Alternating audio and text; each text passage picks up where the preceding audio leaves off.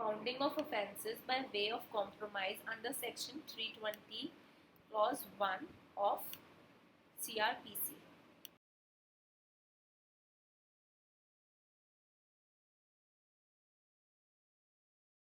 So the legal provisions regarding compounding of offences are under Section 320 of the Code of Criminal Procedure 1973.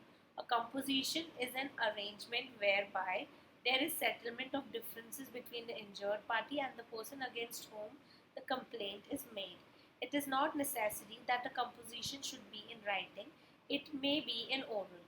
If both the parties agree that there has been a compromise, then the court has to dispose of the case in terms of that compromise and the petitioner is to be acquitted.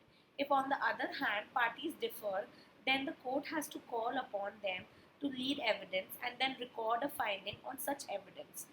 So, the offences that may lawfully be compounded are those that are mentioned in Section 320 of the Code of Criminal Procedure. The offences other than those mentioned cannot be compounded.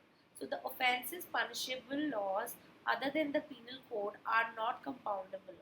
Only the person named in the third column of Section 320 can legally compound an offence under Section 320.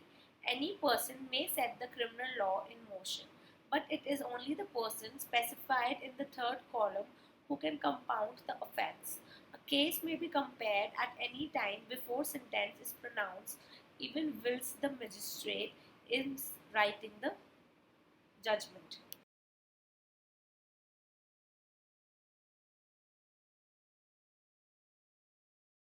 Now, the compounding of an offence signifies that the person against whom the offence has been committed has received some gratification, not necessarily of a pecuniary character, to act as an inducement of his desiring to abstain from a prosecution, and Section 320 provides that if the offence be compoundable, composition shall have the effect of an acquittal.